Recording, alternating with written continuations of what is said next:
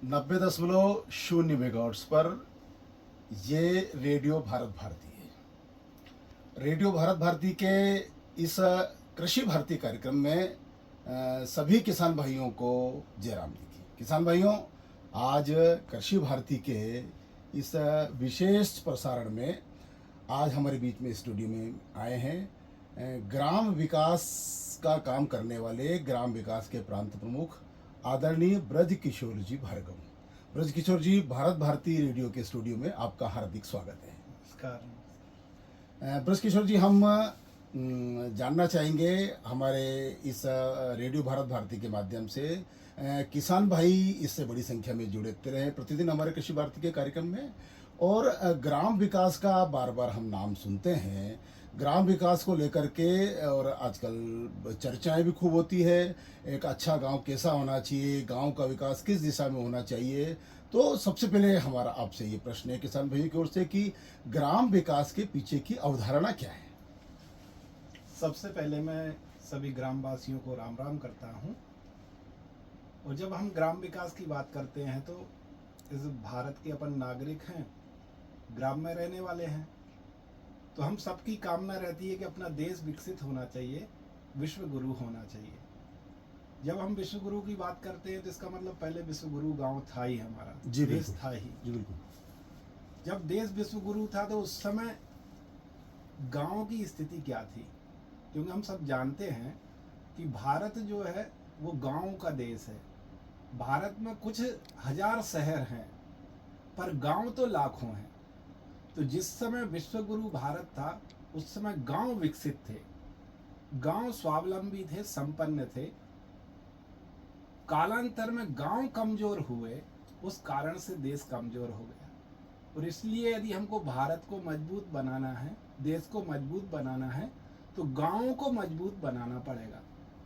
गांव को मजबूत बनाना है तो गांव की एक आदर्श कल्पना जो है कि गांव स्वावलंबी होना चाहिए, अपनी जरूरत का, शिक्षा का, स्वास्थ्य का, रोजगार का, अन्य जो परंपराएं हैं प्राचीन, जो आज कमजोर हो गई होगी, वो सांस्कृतिक परंपराएं, वो धार्मिक परंपराएं, वो रीति रिवाज, जिनके कारण गांव एक धार्मिक और संस्कारदायी होते थे, वो पुनः उस प्रकार के बने। इस दृष्टि से गांव के लोग गांव के बारे में सोचने लगे, ऐसी एक अवधारणा से, और ये ग्राम विकास का काम चल रहा है। बिल्कुल, बहुत अच्छा। ग्राम विकास की अवधारणा को लेकर के आपने जो बातें बताई है, निश्चित रूप से अब हम ये जानना चाहेंगे कि ग्राम विकास की अवधारणा आपने जो स्पष्ट की है, उसके आधार पर अगर हम किसी गांव का विकास करना चाहें तो उसके क्या क्या पायदान होंगे, क्या क्या काम हमको करना पड़ेंगे ताकि गांव अच्छा गांव बने, उस गांव का विकास हो, वो एक आदर्श ग्राम बने। तो कौन कौन से पायदानों पर हमको और आगे बढ़ना पड़ेगा। सबसे पहले तो ग्राम विकास जैसे हमारी कल्पना से हम करते हैं तो 7 हमने एक आयाम तय किए, 7 बिंदु, 7 प्रकार के काम। उनमें काम करने की एक कल्पना लेकर ग्राम विकास में काम करते हैं। तो पहला है सामाजिक शिक्षा संस्कार। सामाजिक शिक्षा संस्कार की बात जब हम करते हैं तो प्राचीन काल में अंग्रेजों से पहले, और अंग्रेज थे तब तक भी, भारत की जो शिक्षा व्यवस्था थी वो बड़ी मजबूत थी और स्वावलंबी थी, किसी पर परावलंबी नहीं थी। पर अंग्रेजों के जो भी कुछ रहे हम सब जानते हैं, उन्होंने वो हमारी जो मूल व्यवस्था उसको समाप्त कर दिया। वो आश्रम व्यवस्था, पाठशाला व्यवस्था, गुरुकुल व्यवस्था, उसको समाप्त करके और अंग्रेजी भाषा और उस प्रकार का एक माध्यम ला करके उन्होंने हमारी शिक्षा व्यवस्था को कमजोर किया।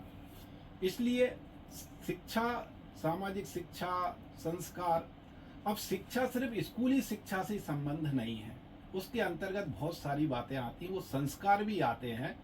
तो गांव की शिक्षा, रहन सहन, खान पान, बोल चाल, एक बहुत, यदि ऐसा कहें हम कि पहले एक आंखों की एक शर्म होती थी, एक दूसरे को देख करके शिक्षा का एक व्यापक दायरा है। एक व्यापक दायरा है। तो वो व्यापक दायरा आज आना चाहिए। इस दृष्टि से एक सामाजिक शिक्षा संस्कार एक आयाम है, उस पर काम करते हैं। दूसरा आयाम है सामाजिक स्वास्थ्य। तो सामाजिक स्वास्थ्य में भी कई सारी बातें आती हैं। तो सामाजिक स्वास्थ्य के अंतर्गत अपना बीमारी पर होने पर स्वास्थ्य होना तो अपनी जगह है, पर इनके विभिन्न कारण जो हैं, तो स्वच्छता होगा, वो स्वच्छता को लेकर के है, वो व्यसन मुक्ति को लेकर के है, ऐसे सारे बिंदुओं पर काम करना। और बीमार पड़े ही नहीं, इसके लिए कुछ प्रयत्न होना, तो वो योग कक्षा, योग का प्रकार रखना। फिर जो हमारी प्राचीन चीज़ें थी, तो जिसको हम भोजनालय के अंदर या दादी माँ का या नानी का बटुआ कहते थे, या दवा खाना, हमारा किचन जो है भोजनालय ही दवा खाना होता था। छोटी मोटी बीमारियों के लिए आज हम डिस्प्रिन लेंगे, सिर दर्द कर रहा, पेट दर्द, पहले दादी माँ या दादी नानी हमारे किचन में जाकर के कहीं काली मिर्च है तो कहीं अदरक है, कहीं इससे हल्दी से, और हमारी सामान्य बीमारियां ठीक कर देती थी। उस दिशा में आज भी सोचने की आवश्यकता है। तीसरा बिंदु है हमारा, वो है स्वावलंबन। आज हर बात के लिए हम शहर की ओर देखते हैं, बिल्कुल। ऐसा ना होकर हम गांव में ही, और गांव में ही कच्चा मटेरियल है, वो शहर में जा करके और पक्का बन करके और प्रोडक्ट हम खरीदते हैं। बिल्कुल। उस गांव के कच्चे मटेरियल में हम भी बहुत कुछ कर सकते अब पहले हैं। गांव में केवल नमक लेने के लिए लोग बाहर जाते थे, नमक कुछ लेने के लिए जाते। बाकी सारी आज चीजें। स्थिति ये है, पापड़ भी बाहर से, अचार भी बाहर से, और जो बाकी बिल्कुल, सारी हर चीज चीज बाहर से लाना। ऐसा तीसरे बिंदु कई बार तो आजकल तो दूध के पैकेट भी और जो है हाँ, ऐसा ध्यान में आता है कि किसान स्वयं गांव का रहने वाला दूध डेयरी पर दे आता है और बाद में बाजार से खरीद के लाता है। ये दुर्भाग्य है देखने का, इसको थोड़ा सा देखना समझना चाहिए। फिर एक सामाजिक सुरक्षा, चौथा बिंदु हमारा है, आयाम है सामाजिक सुरक्षा। सामाजिक सुरक्षा में वो महिला सुरक्षा भी है, व्यक्ति सुरक्षा भी है, जमीन की सुरक्षा भी है। गांव हमारा है, सरकारी जमीन है, पर कई बार उसको अतिक्रमण और कब्जे के रूप में दिखाई दी जाती, व्यक्तिगत, और वो सार्वजनिक उपयोग में नहीं हो पाती। तो एक जमीन की सुरक्षा, जगह की सुरक्षा, ऐसे कई प्रकार के बिंदुओं को लेकर के और एक सामाजिक सुरक्षा का भी बनता है आयाम। पांचवा आयाम है हमारा गो आधारित कृषि। गो आधारित कृषि भी प्रारंभ होना चाहिए, क्योंकि ये रीढ़ है अपने देश की, कृषि की रीढ़ है।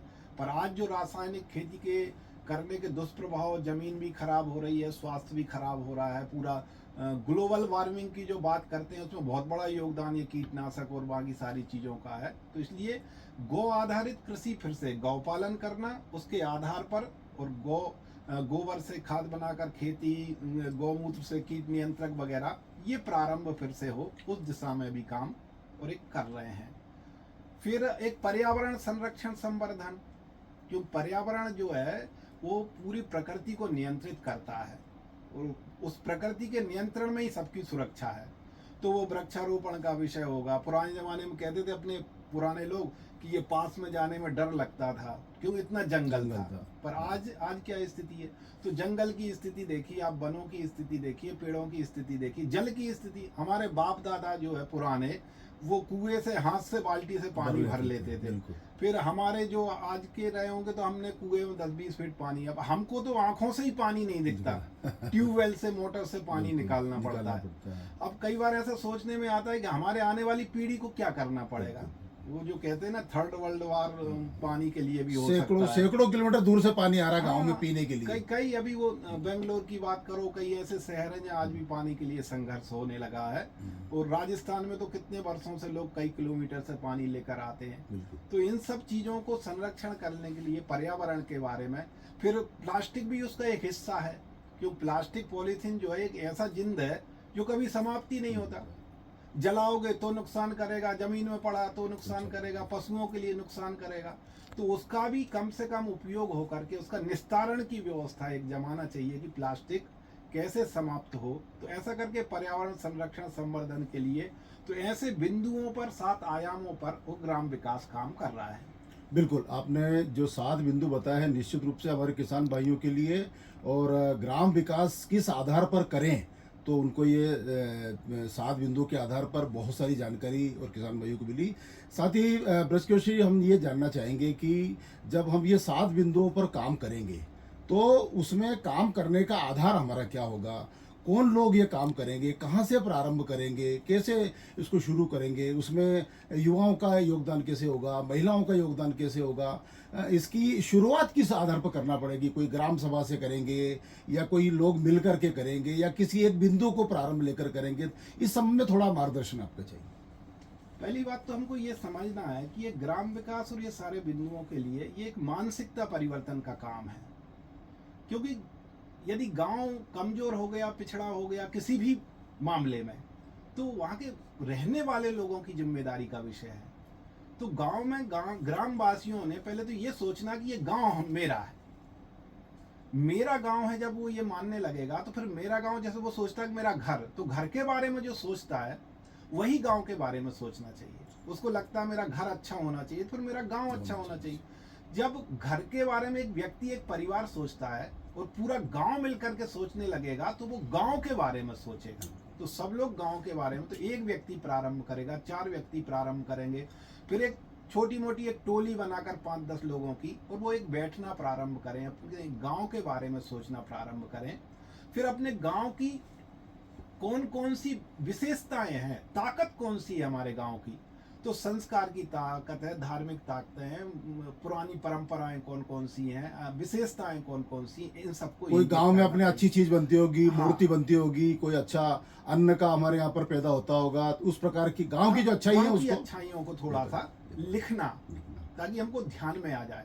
फिर गांव की कमियां कौन कौन सी हैं हमारी, गांव में ऐसी कौन सी, तो कई बार लगता है कि भाई व्यसन युक्त हो गया हमारा गांव, रोग युक्त हो गया हमारा गांव, गांव में गंदगी थोड़ी ज्यादा रहती है, गांव के मंदिर, धार्मिक वातावरण ये थोड़ा सा कमजोर है, पानी की कमी है गांव पानी में, की कमी है, पेड़ पौधों की कमी पेड़ है, पौधों की कमी है, इस प्रकार के शिक्षा, स्कूल थोड़ा सा, स्वास्थ्य अस्पताल का थोड़ा सा, ऐसी चीजों को देखना कि हमारी चुनौतियां कौन सी है, समस्याएं कौन सी हैं।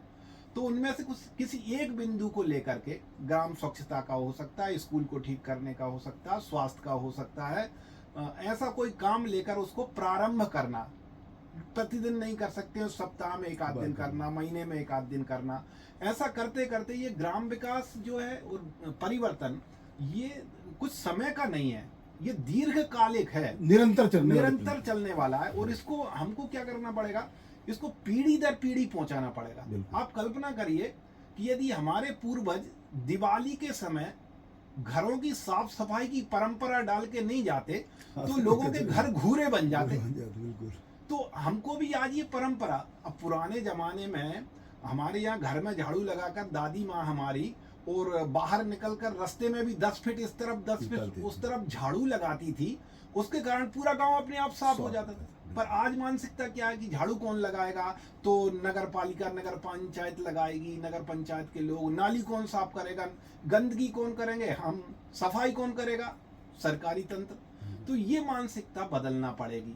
तो उस मानसिकता के आधार पर थोड़ा सा जी बिल्कुल, गांव के लोगों ने मिलकर काम प्रारंभ तो हम अपने गांव में अपने गांव की जो आवश्यकताएं हैं, हमारे गांव की जो न्यूनताएं हैं, या हमारे गांव की जो अच्छाइयां हैं, उसको आधार मान करके और ग्राम विकास का प्रारंभ कर सकते हैं। और अपने गांव को हम अच्छा गांव माने। आजकल एक नारा भी चलता है, मेरा गांव मेरा तीर्थ, अपने गांव को हम तीर्थ बनाएं। तो ब्रजकिशोर, हम जानना चाहेंगे कि आप ग्राम विकास के क्षेत्र में लंबे समय से काम कर रहे हैं, पूरे प्रदेश में आप घूमते रहते हैं, देश भर में जाते रहते हैं, तो क्या कुछ गांव ऐसे बने हैं, जैसा आपने चर्चा की है, तो कुछ गांव ऐसे है क्या जहां जाकर के लोग देख सके कि हाँ ये अच्छा गांव है, इस गांव का विकास हुआ है, ये गांव आदर्श गांव की ओर जा रहा है, ये आदर्श गांव बना है, वहाँ के लोग इस प्रकार के काम कर रहे हैं। तो ऐसे कुछ उदाहरण आपके ध्यान में होंगे, आप तो सब दूर जाते रहते हैं और देखते रहते हैं, तो ऐसे कुछ उदाहरण अगर होंगे तो हमारे किसान भाइयों को, हमारे ग्रामीण बंधुओं को ध्यान में आएंगे, तो वहाँ जाकर के देख सकते हैं। बिल्कुल बिल्कुल, ऐसे काफी कुछ गांव बने हुए हैं। यदि हम कहें तो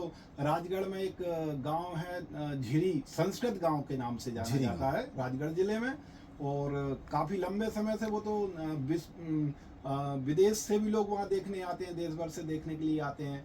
वो गांव 200-250 घरों की बस्ती होगा, और वहाँ छोटे से छोटा बच्चा से लेकर के बुजुर्ग महिला 80 वर्ष 90 वर्ष की, वो भी संस्कृत बोलती है, संस्कृत में चर्चा होती है। उन लोगों ने लंबे समय तक प्रयत्न किया अपने गांव के लिए, और वो एक उन्होंने संस्कृत भाषा को पुनर्जीवित करके आम लोगों की भाषा का बनाने का प्रयत्न किया। ऐसा एक संस्कृत गाँव झिरी है। एक गाँव और है वहाँ पर अपने छापीअड़ा एक ब्लॉक है, उसके पास में एक धुआंखेड़ी गांव है। स्वावलंबन की दृष्टि से आप देखेंगे तो कई काम उन्होंने किए हैं। जल के मामले में यदि पर्यावरण की बात करें तो अभी 7-8 साल पहले वहाँ पानी पड़ोस के गांव से लाना पड़ता था। उन सब ने प्रयत्न किया, पानी रोका और अन्य उपक्रम किए। आज स्थिति है कि खेती के लिए भी पानी पर्याप्त है। उस गाँव में स्वावलंबन की बात करें तो 80% घर में खेती के अलावा स्वावलंबन के कई काम कर रहे हैं। कोई अतिरिक्त आय के लिए नींबू की खेती कर रहा है, कोई फूलों की खेती कर रहा है, कोई सब्जियों की खेती कर रहा है, कोई दूध का काम कर रहा है, कोई मावे का काम कर रहा है, और ये सीमेंट के विभिन्न प्रकार के निर्माण कार्य खेती से जुड़े जो अन्य सहायक व्यवसाय है वो इस प्रकार के लगभग 80% परिवारों में अतिरिक्त आय, जहां किसान के पास में 6 महीने में एक बार पैसा आता था, आज वहां सप्ताह में और महीने में सबके पास पैसा आ रहा है। एक स्वावलंबन का ऐसा एक हरदा जिले में एक गांव है सिरकम्बा नाम का, तो 250 घर की बस्ती है। 200 घरों में गाय है वहां पर, 100 घरों में गोबर गैस संयंत्र लगे हुए हैं। बहुत बड़ी बात। और किसी भी प्रकार का भेदभाव नहीं है गांव में, सब मंदिर सबके लिए खुला हुआ है, सब लोग मंदिरों में प्रवेश है, भेदभाव रहित गांव है, और पानी की भी अच्छी व्यवस्था है, शिक्षा स्कूल की बहुत अच्छी व्यवस्था है। तो ऐसे कुल मिलाकर देखने लायक बहुत अच्छा गांव है। इस प्रकार के और भी गांव हैं, और बाकी गांव की तो बात छोड़िए, आप बैतूल का ही अपना जो बाचा की बात करेंगे तो बाचा गांव कितना छोटा सा गांव और आदिवासी गांव है, पर कितना अच्छा प्रयत्न किया वहां के लोगों ने कि सोलर पैनल के माध्यम से और धुआं मुक्त गांव हो गया, कि जो और भी कई प्रकार पानी को लेकर के बड़ा काम किया, स्वच्छता को लेकर काम किया, स्वच्छता के लिए काम बड़े बड़े शहरों में भी देखने को नहीं मिलता। मैं भी उस गांव में गया 2 बार 3 बार, तो हर घर के सामने डस्टबिन लगे हुए हैं। सुबह आप जाओ तो घरों के सामने झाड़ू लगाते हुए लोग दिखते हैं। मतलब एक ऐसा दृश्य दिखता है कि जैसे मान लो 200-300 वर्ष पूर्व के गांव में पहुंच गए हो आप। तो एक अच्छा ऐसा जगह जगह बहुत अच्छा काम कर रहा है ग्राम विकास के माध्यम से, और गांव के लोग सोच रहे हैं अब कि हम अपना गांव अच्छा बनाएं।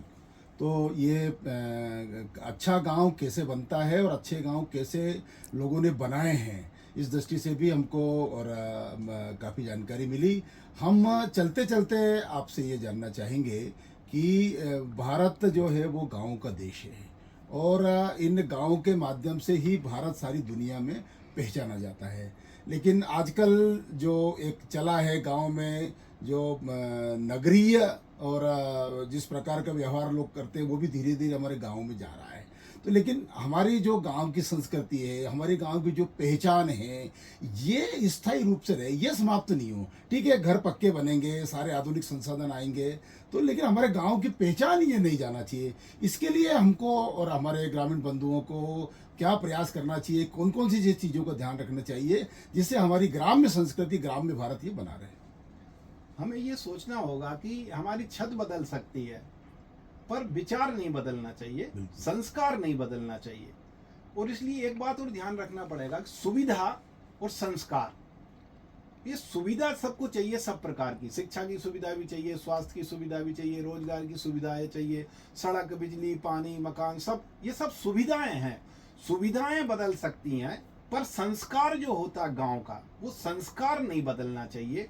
उसकी चिंता हमको और ग्राम में रहने वाले लोगों को करना चाहिए कि हमारी रीति नीति, परंपरा, हमारा खान पान, व्यवहार, ये सारी चीज़ों को थोड़ा सा हमने देखना चाहिए। और कभी भी अपने पैरों को कमज़ोर नहीं करना, धरातल को कमज़ोर नहीं करना। शहर से कितनी भी बराबरी कर लेना, पर गांव का जो प्लेटफार्म है उसको कमज़ोर नहीं होने देना। तो गांव की जो चीज़ें हैं उनको सुरक्षित रखना, ऐसे सारे प्रयत्न किए तो एक बहुत अच्छा गांव बन सकता है और गांव मजबूत भी हो सकता है। इसमें मैं एक बात और बताना चाहूँगा कि ये जो शहर है ना, ये गांव से ही बने हैं। गांव से ही व्यक्ति पलायन करके गया और वो शहर में, और इसलिए गांव से जो शहर में गया है, और शहर में यदि वो अच्छी स्थिति में है, कोई अच्छा व्यापारी होगा, कोई अस्पताल चला रहा होगा, स्कूल चला रहा होगा, उनकी भी कुछ जिम्मेदारियां हैं। यदि वो 100 बिस्तर का अस्पताल बड़े शहर में चला रहा है, तो मेरा मानना है कि वो 5 बेड का 5 बिस्तर का अस्पताल अपने गांव में भी चला सकता है। कोई बड़ा कॉलेज स्कूल यदि शहर में चला रहा है, तो वो छोटा सा अच्छा स्कूल कॉलेज गांव में भी चला सकता है। मतलब गांव के रहने वाले व्यक्ति ने यदि शहर में पहुंच गया है, तो अपने गांव के बारे में भी सोचना चाहिए, कुछ कर सकता हूं क्या मैं।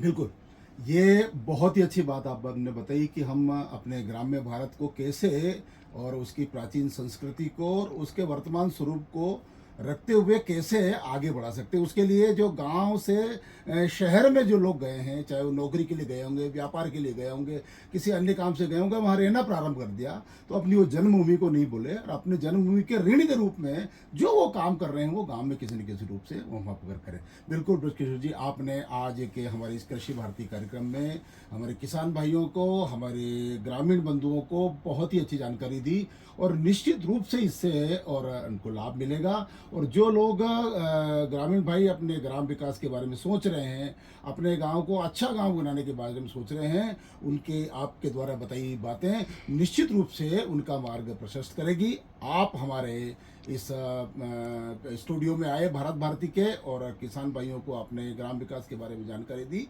उसके लिए आपका सबका बहुत बहुत धन्यवाद। बहुत बहुत धन्यवाद। नमस्कार। तो किसान भाइयों, ये था आज का कृषि भारती कार्यक्रम में और ग्राम विकास पर श्री ब्रजकिशोर जी भार्गव से आज की परिचर्चा। आपको ये परिचर्चा कैसी लगी, हमको हमारे व्हाट्सएप नंबर 9754811555 पर अवश्य अवगत कराएं और साथ ही और आप क्या जानना चाहते हैं इस बारे में भी हमें लिख करके भेजें। हम निश्चित रूप से रेडियो भारत भारती पर आपको सभी प्रकार की समस्याओं की जानकारी देंगे, उसका समाधान करेंगे विशेषज्ञों के द्वारा। तो सुनते रहिए जन मन का सारथी रेडियो भारत भारती। बहुत बहुत धन्यवाद। जय राम जी। जय राम।